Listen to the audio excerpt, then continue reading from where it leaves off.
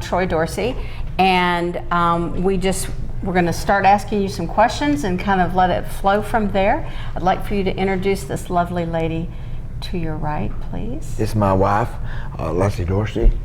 I met her at a karate tournament in 1982, and we've been together ever since. We got married in 1986, and she's never had any challenges or anything during that time for me. I don't think that's probably right. Let's take that mic off him. Okay, so we've had challenges and we've had difficulties and we've had good times, we've had bad times, we've had sad times, but we just leaning on the Lord to get us through everything, and she's stuck by my side through the thick, the thin, and the tough, and the hard. Okay, let's start with, where were you born and raised? I was born here in Mansfield, Texas. Okay.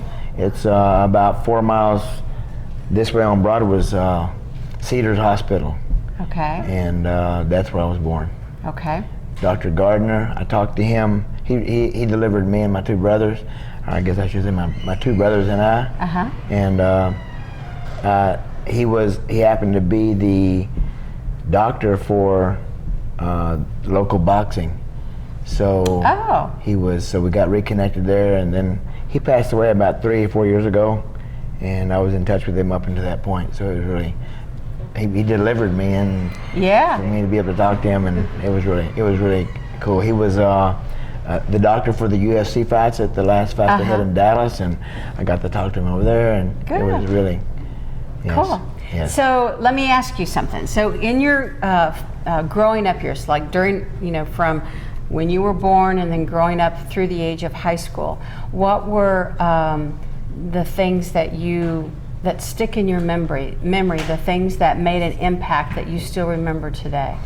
Well, I remember my first grade teacher. I don't remember her name, but I remember my first grade teacher was Irma Nash. Uh-huh. And then we moved out off of 1187. My parents built a home there, and that's where they still live now. Uh-huh. My mom, Barbara, and my husband, Warren. Your dad. Yeah, I'm sorry. This is my wife.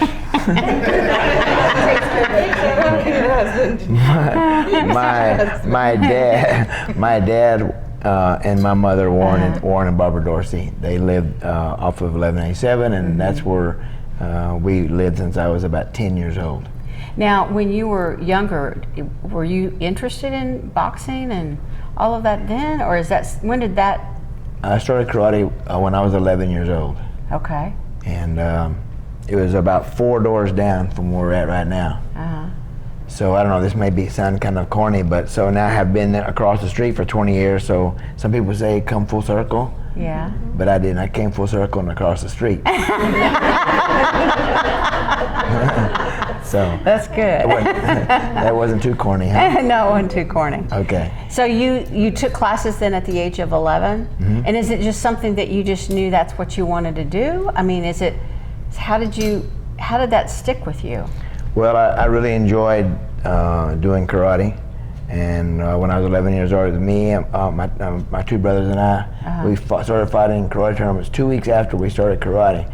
And then at that time we would fight bare knuckle, and there was no face contact for kids. But anyways, no gear, and we enjoyed it. I didn't do very well in the beginning. My youngest brother Rodney, he was killing everybody. Really? And then not literally. Not literally, yeah. And then my middle brother Brian was right behind him, and I was just not placing, not winning, and then I earned my black belt in 1979, and then that seems like when it all turned around. I started winning, and I started competing kickboxing, and then the rest is just history. Well, so I guess. when you started winning, what did you do different? I think the thing was just persistence. My parents wouldn't let me quit, and I don't really remember wanting to quit, but I remember thinking about quitting. I remember thinking about giving up, because like I said, my brothers, they were always doing real well. They won second place or first place or third place, and me, I was no place. But I just kept pushing, and finally the doors started opening. All the hard work pays off. So sometimes we do things and immediately Things happen the way we want them to happen, and most of the time things don't happen the way we want them to happen. You know, somebody's in control, and it's not me. Right. Our Lord Jesus Christ is in control, and He's going to take care of us. And I just kept pushing, and my parents kept encouraging me. And then I met my wife when I was 18 in February 1982 at a karate tournament, and then she came right in behind everybody else encouraging me, and now she's my #1 supporter.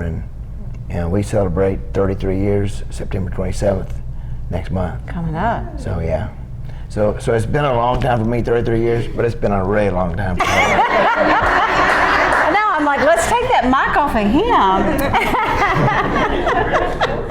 Yeah, find out what Yeah, so I opened my karate school in Dallas when I graduated high school in October of '81. So I bought a school that had been in business since 1962. And then in '81, I bought that business from Alan Steen, and anybody that's in martial arts knows who Alan Steen is.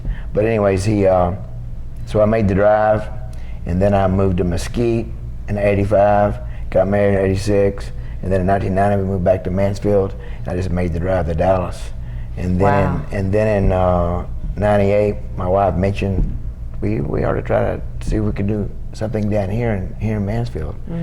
So we started looking, and she started looking, and then Matt Crocker, who is right down the street here, is an accountant, and he had this building, and we talked to him, and we bought the building, and now we've been there ever since. So 20 years. We opened up in June of '99. Wow.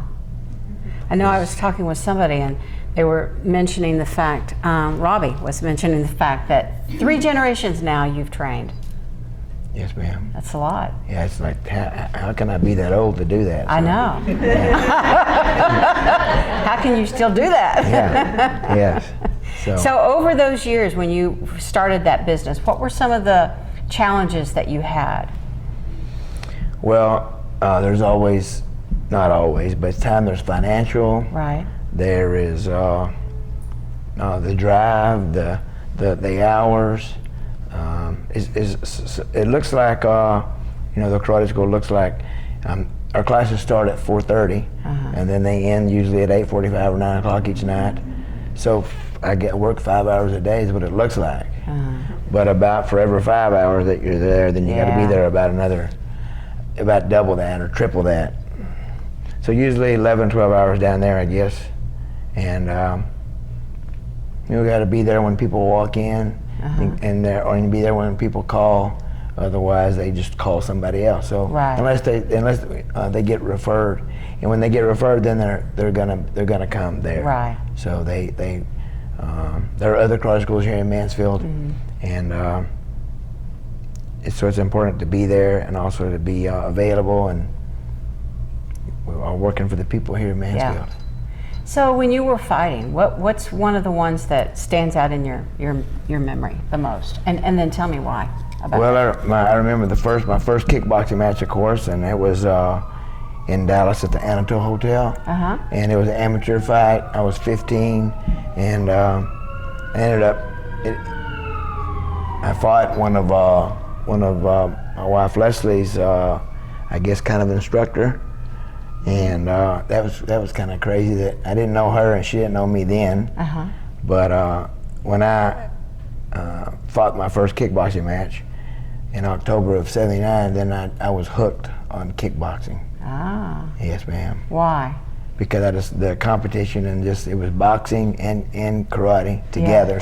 So it was kick above the belt, punch above the belt. So it was boxing, just with the kicks. Yeah. So I was hooked, and they had fights there every 2 months, and I fought in October, I fought in December, I fought in February, I fought in April, and I met a guy there that was actually the promoter. His name was Demetrius Evanis the Greek, and I saw him fight there, and he was unbelievable. He was one of the all-time greats. Also, unfortunately he was unable to fight for a world title, and was killed in a plane crash in 1981.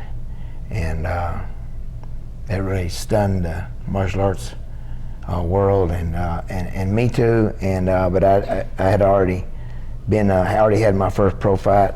No, my first pro fight in kickboxing was in '81. I mean in December. He died in July. Mm-hmm. So he really inspired me to fight, and I wanted to be just like him.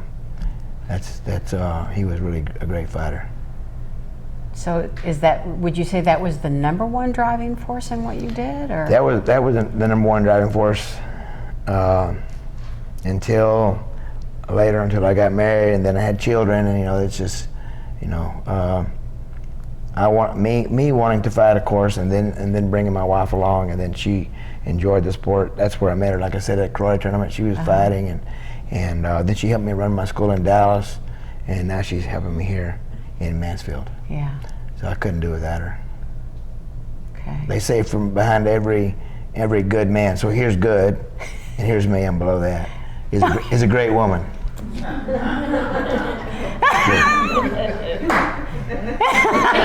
You're working for something. I don't know what, but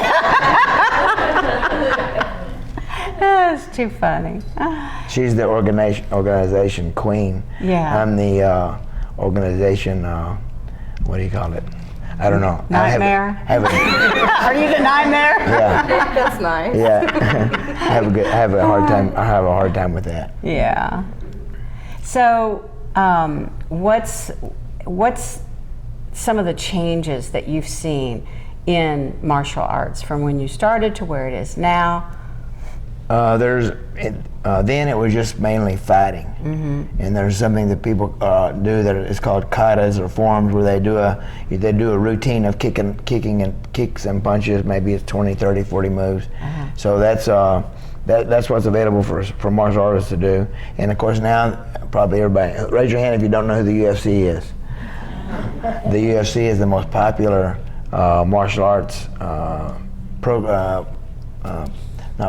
martial arts in the world right now, because of I don't know how it just took off, and that's called mixed martial arts. Some people call it mixed up martial arts. Really? And sometimes it can be kind of mixed up. There's martial arts we teach at our school. The two most important things in martial arts. Number one is self-control. So we tell our students,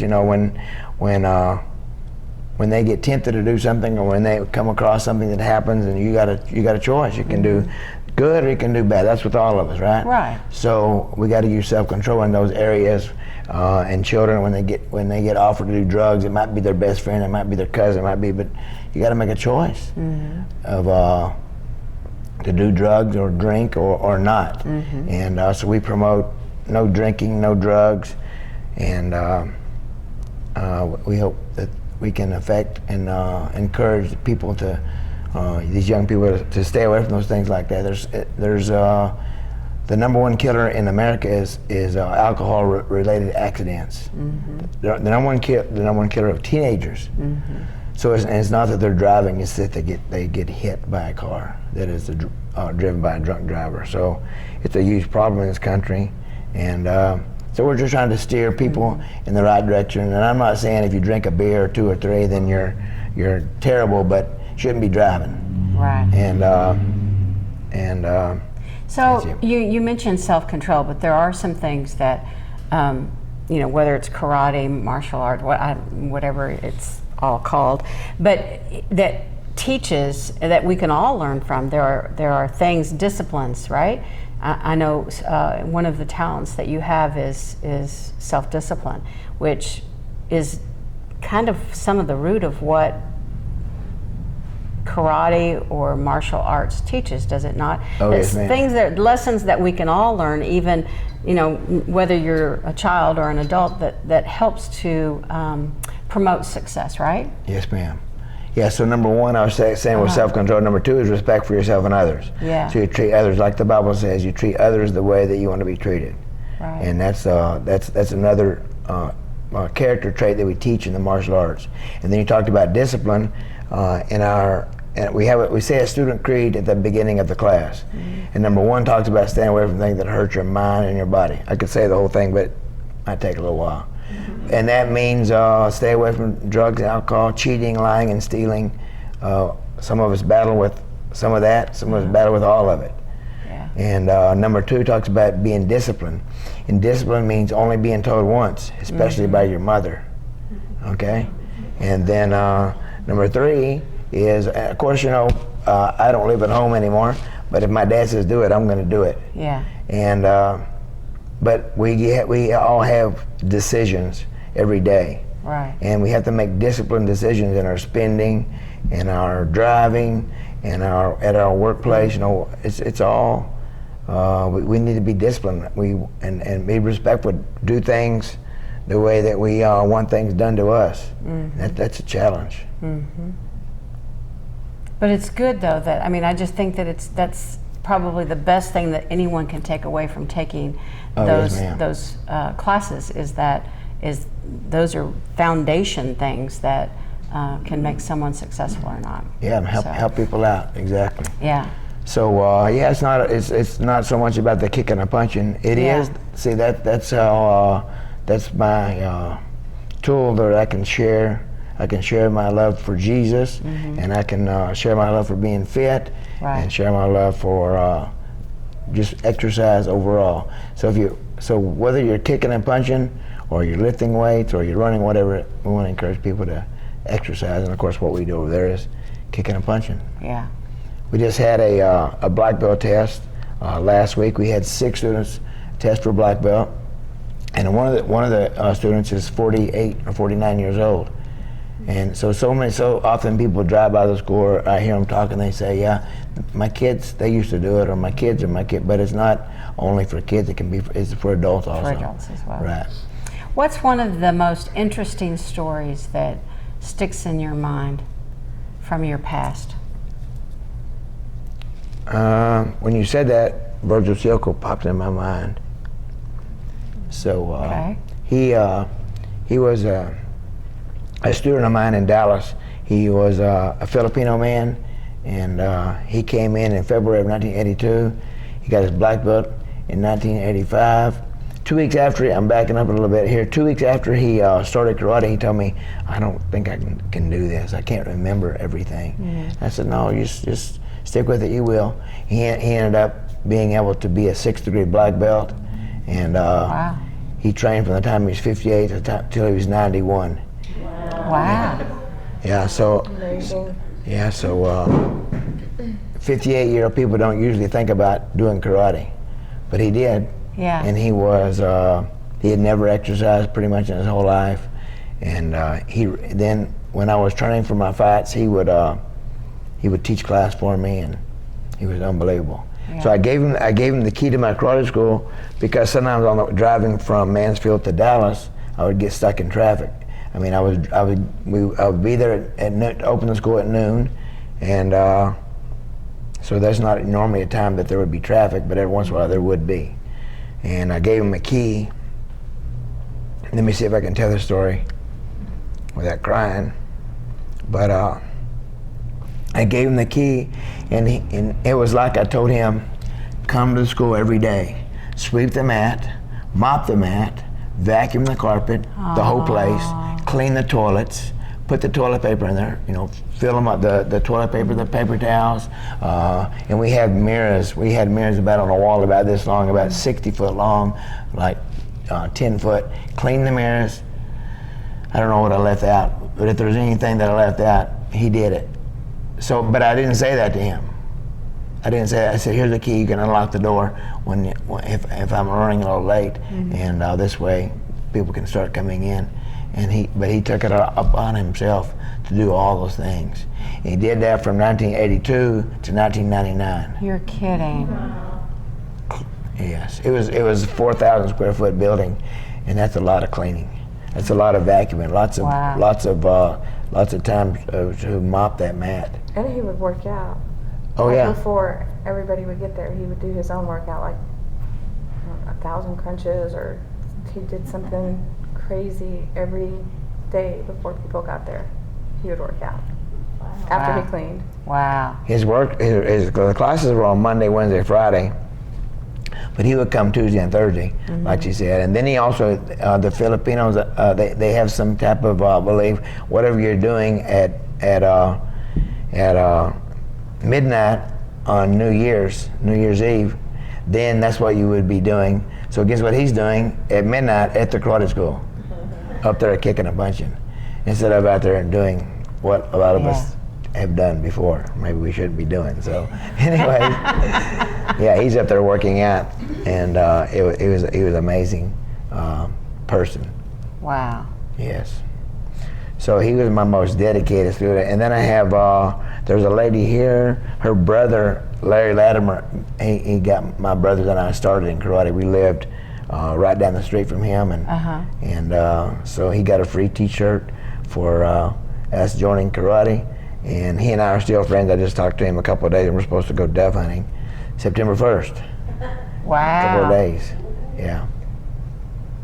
So I've made a lot of good friends and had a lot of good times. I mean, I wouldn't have met my wife if I wasn't in karate, or she didn't go to that tournament, or I didn't go to that tournament. God put us together. Yeah. So God's been working all this stuff out for me, and he's the Lord has been so good to me. I'm a spoiled rotten American. A spoiled rotten American. Yes.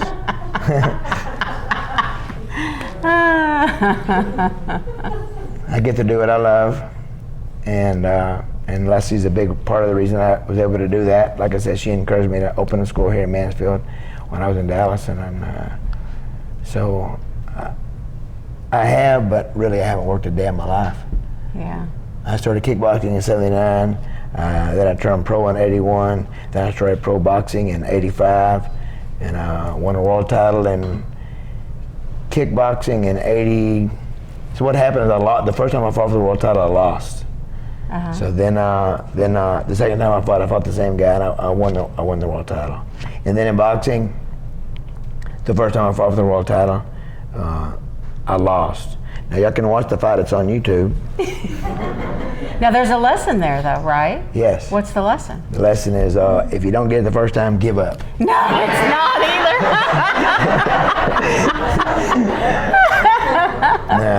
Yeah, I remember. Because that's a theme in your life, right? Yes. Think about it. The persistency. Right. That's what it is. Yeah. So, yeah, we have to just stick with it. Yeah. We got to stick with it. We set goals, Right. and if you don't reach the goal the first time, you keep swinging. Right. Keep swinging, and if you don't reach it the second time, which I did not. So the first time I lost, what they call a split decision. The second time, I lost because it was a draw. What that means, they raised both of their hands. But he got to keep the title. Yeah. So that's a loss. What was it like the first time you won a title? It was just a great feeling. All the work, the hard work that I've been doing since 1974, kicking and punching, it paid off. So when I won the world title, I won a world title in Wembley Arena in London, England. So I fought in a point, they did what they call light contact, and I fought full contact, knockout. So I did both of them back to back to back to back, and I won both those titles in one day. That was in '85. That's the first. Wow. And then '86, I lost the world title. I knew I could beat this guy because I had been training with a world champion in boxing, and I was his sparring partner in Las Vegas at Caesar's Palace. And I knew I could beat this kickboxer because he wasn't, no way he could box, and he was. So what happened is when I fought him in his hometown, I didn't practice kicking. So I wasn't really practicing the art of boxing and kickboxing. I was just depending on my boxing skills to get me through it, and I lost that fight. And it was. I said his hometown. There was no hometown decision. I truly lost that fight. And then I fought him again 1 year and 1 day exactly. So August 8th, I fought him again in El Paso, and this time I trained doing lots of kicks. I did 1,000 kicks a day for 6 weeks. I take 1 day off. 1 day off. We're supposed to take 1 day off to rest. That's what the Bible says, and that's what I did. And I won that world title. Wow, but 1,000 kicks a day. So I did lots of, training. yes, yes. So nothing comes easy in this life, Right. and sometimes it doesn't come at all. Yeah. But we just keep on pushing, and I mean, there's hundreds of goals that I have set and didn't reach, and you just got to keep on swinging. And don't give up. Have you ever heard that? Don't be a giver-upper. Don't be a giver-upper. You ever heard that? Yeah. Okay. Yeah, You can tell by her Don't be a face. giver-upper. Yeah. So we can't be a giver-upper. Okay. I learned something interesting from Jason. He gave me a little tidbit. Something about you being a colonel. Kentucky Colonel. Yeah. Yeah. What? Tell me about that. I have a friend of mine that his name is Kim Poole, and he's serving our country right now. He's back and forth from Afghanistan, and anyways, he had a sister that lived there in Kentucky, and they invited me to come speak at the church, and then I came and spoke at the church about my faith and about my career, and then they stamped me as a Kentucky Colonel. Which is a rare thing from what I understand, right? Actually, in my research, I discovered Walt Disney, Muhammad Ali, and Betty White are all Kentucky colonels. And you. And the Pope. Oh, and the Pope. And the Pope. How about that? Did you know that? I didn't even know I didn't. that. I didn't know that either. Isn't that interesting? That is. That, Yeah. Maybe I need to sit a little taller in my chair. Yeah, that's right. And he loves fried chicken. He does? I do. Okay. Especially my mom's. Yes. Yes. So who, throughout your career, who is the most interesting person you've met? I've met lots of interesting people. That's a tough one. Anybody stand out specifically? No? Not really. Okay. There's a lot of outstanding people. I hope somebody's not getting their feelings hurt right now. No. We won't tell anybody. Yeah. Anything that you want to add before I let everybody start quizzing? No? Well, I got saved here in Mansfield when I was 10 years old at First Baptist Church, and then I rededicated my life in 1998. And so that's where I want to point people to Jesus. If I can do that at all, then that's the main thing. Keep the main thing the main thing. Jesus in the middle, and He'll take care of you. It won't always go like you want it to go. Mm-hmm. But look at Job, right? Everybody, even non-Christians, they know who Job is, right? Mm-hmm. But he lost everything, his wife, his kids, the house crushed him, and so, but he kept on depending on the Lord, and that's what I got to keep doing. Mm-hmm. So I can get knocked off track oftentimes, but I got to get back on track. That's stay right. on the track. Can't be a giver-upper. I can't give Yeah. So I'm going to open it up to the crowd and see what kind of questions they have. You ask her, and then I think and then It's okay. Yeah. So do you have anything you want to say? No, I just think it's this town. I've been reminded this week of how cool it is that he's come full circle, and that he's back in his hometown where he was born and raised, and that this town takes the time to honor him. Yeah. And then that Mr. Perrin came into our life too. It's neat. I wasn't raised in a small town, so it's a different vibe when you have people around that, will take the time to do things and honor you, and it's a blessing for him. No doubt. Yeah. Well, Mansfield so thank is you, a Mr. special Perrin. town. It really is. And thank all of y'all for being here. I should have said that in the beginning, but I know this wasn't you didn't have to be here. You got other things you got to do. All these got companies, and my friend JJ over here, he came for me this morning. I haven't seen him in a couple of months, and sure it's good to see him. We're looking so good and walking and talking. Yes. Okay. Miss D? I just have an amusing story about it. Hi. Just get back Troy's there. always been a celebrity in this town to me. I mean, Thank I you. remember you when you were just a little boy. But when Leslie and Troy and I were working together, we were having a chat, something about I'd just gotten back from New York, whatever, and I said, so Leslie, have you ever been to New York? And she said, only to Madison Square Garden. That was true. Never forget that. That was the only place, Madison Square Garden, and then we went on what's it called? Carriage ride. Oh, around yeah. Central Park. Yeah. But yeah, I didn't get to really experience New York like people do. But yeah. Impressed me. That's funny. That was like in 1990 something? Yeah. Yeah? Anybody? I do remember that. Yes, sir, Mr. Dorsey, it's an honor. I'm actually a Texas transplant, but I used to watch the prize fight back in the early 90s, if not late 80s. Yes, I sir. remember that split decision. I thought you got robbed even back then. Yeah. It was against Paez, wasn't it? Yes, sir. I remember that, yeah. Yes. Great fight. Thank you. Always was a fan of yours. Thank you. Thought you had a great head of hair. Take your cap off.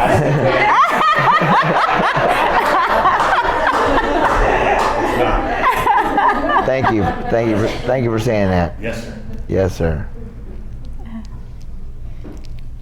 Anybody? Uh-huh. I know you mentioned you have children. How many do you have, and how was it raising them amidst what you do? I can't believe I haven't mentioned them yet.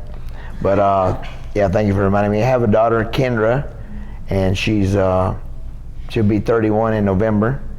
And I have a daughter, Shelly. Let me finish talking about Kendra. Kendra is I always mess it up. Go ahead, you tell them. What is Kendra?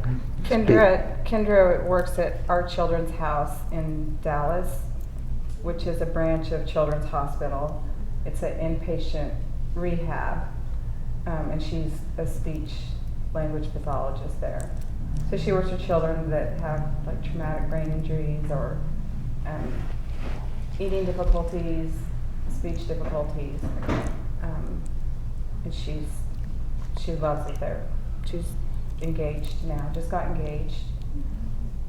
And then Shelley's a respiratory therapist. He likes to call her respiratory specialist. They're always like, Dad, no, that's not what we are. So what is she? Respiratory therapist. Therapist. Not Yeah. it sounds special to me. I don't know. So She she was. works at Medical City in Dallas. She's in the OR there with the anesthesiologists.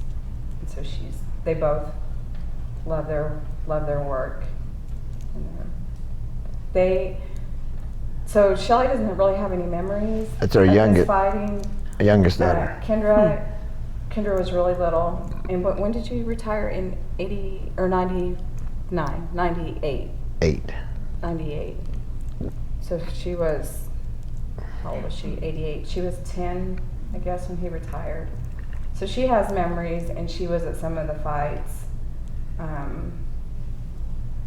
But there was some sheltering there from them being like ringside and, Because I got busted up. he got cut a couple off, times. So they were there, but when my mom would be there and she would, walk to the back and, just hang back a little bit with Kendra. So they weren't like front row watching fights or anything, but they were there. And How was that for you to watch? Well, it was either really, really good or really, really hard. Yeah. When he won, it was great. It was over the top, and then when he would lose, it was always hard. Yeah. But that was, I guess, just part of it. Yeah, I used to get cut pretty easily here above my eyes. So when I fought Oscar De La Hoya in 1994, and when I I got stitched up. But what happened? He cut me in the first round, and then they stopped it between the first and second round. The referee stopped the fight because the cut was so bad. So then I went to get it sewed up at the hospital there in Las Vegas, and the person that sewed me up said that there's a surgery you can have where they can, what they do is they make an incision from here to here, they pull the skin down to the edge of your eyes, and they shave the bones, they file them smooth, and they put it back up. That wasn't how they explained it exactly, but that's my... That's your story. Whoa. That's what they did. And that's what they did. So in Yeah. November, on my birthday, I had that surgery. It worked out on my birthday, I don't know why. But so then I fought in 95, 96, 97. I won a couple more world titles during that time. And then I retired. I got cut in 1998. I fought in San Antonio. And I got cut.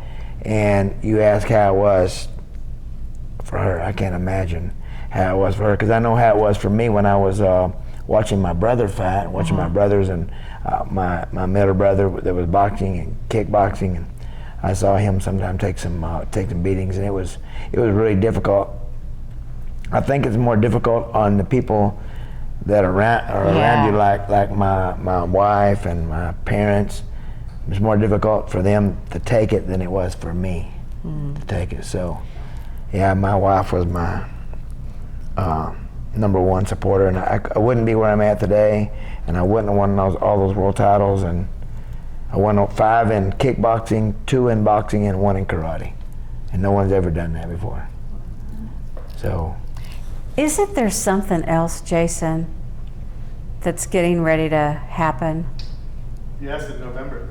Yes. Oh, they're gonna Yes. award me my 10th degree black belt, and it's gonna be November is the 16th.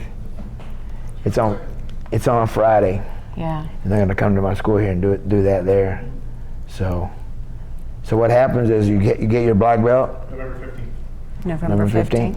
So you test for your black belt, and then 2 years later you test for secondary black belt, and then 2 years later you test for third, 3 years later for fourth, and year later for fourth, and so on and so on.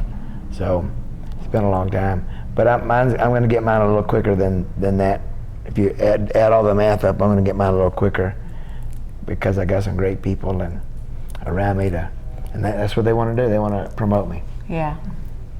That's good. Yeah, it's a good thing. That's a real good thing. Test be that day, or you'll get your belt that What'd you say? Will your test be in November that people can watch, or that's when you Yes. get your new belt? I think all of it. Okay. I think all of it. Sometimes you don't know, but I think they'll bring a belt. I think they'll bring a belt. It'll all be on Facebook next week. Yeah. And the significance, please, of that. There's not a lot of people in the world that get to That get have their that. 10th degree. That's right. Actually, funny Not enough, very many people in Mansfield either.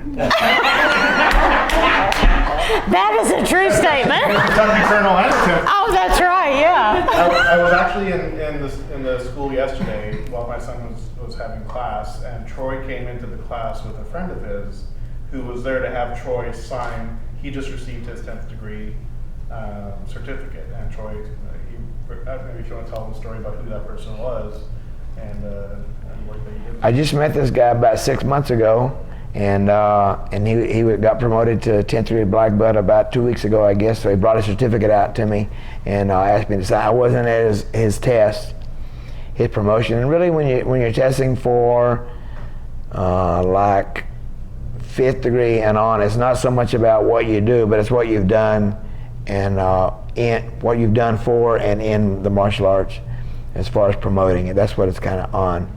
And so it's not like you get stronger, because I'm on the decline of getting weaker. So I'm 56 years old, and yeah, turning 30 was nothing. Turning 40 was not too much. Turning 50 was huge. Yes. Anybody else? I'll say something. When my daughter was in kindergarten, she used to go to the principal's office a lot. And so I had received one of the cards somewhere to where you get. It's a VIP card for a month VIP free. card, you get to go and you get a uniform and you get a month free, right? Yes, ma'am. And the principal thought it would be a good idea because she had heard of other students going through the program and it helping with their discipline at school.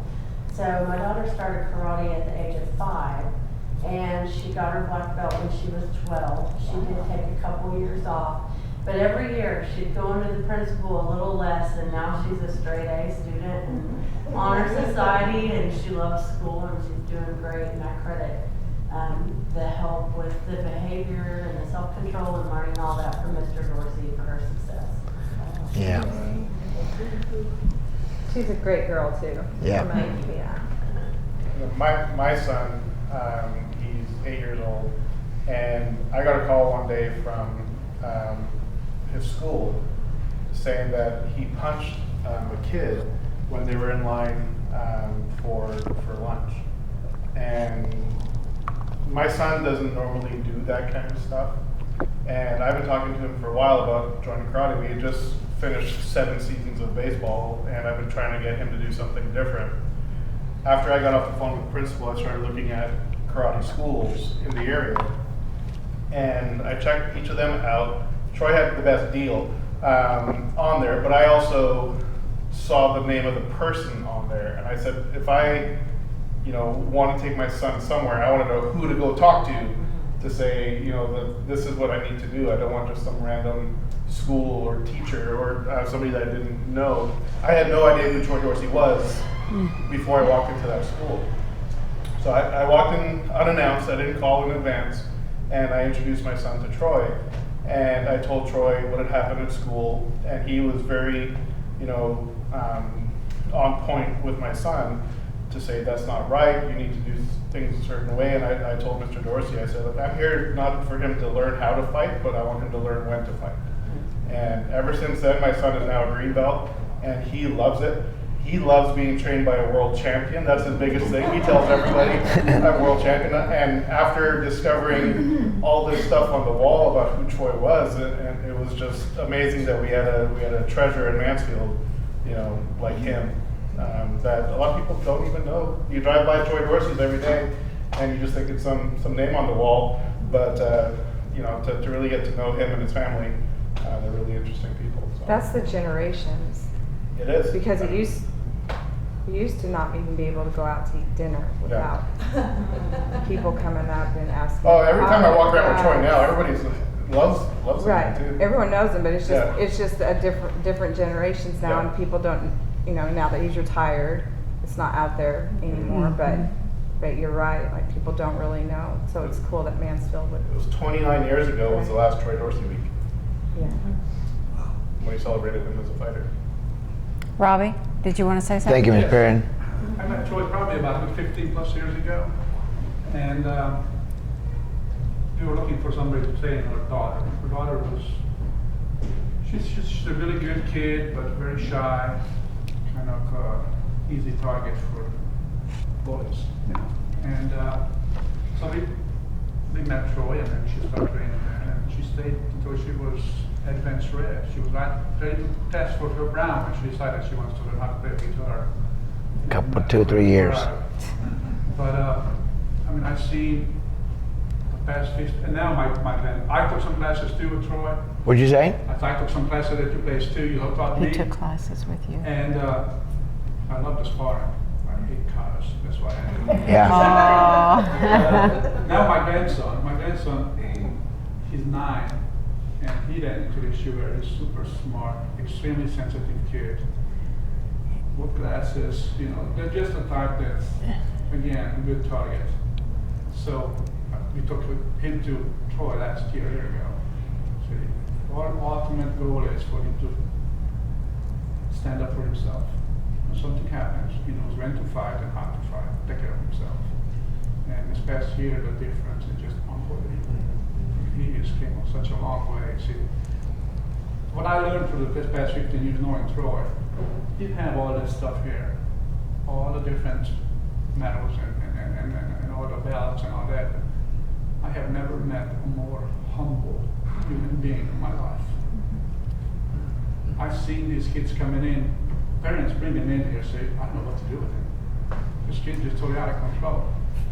And watch as months go by, years comes by, he transferred them into something totally different, something really good. So to me, the belts and all that is great, but a whole lot more important to me is the human being you are. The difference you made in hundreds of kids' lives. And Yes. that's something that stuck with me, and that's why my grandson is in the class now. Not because any other reason, simply because we really looking up to you.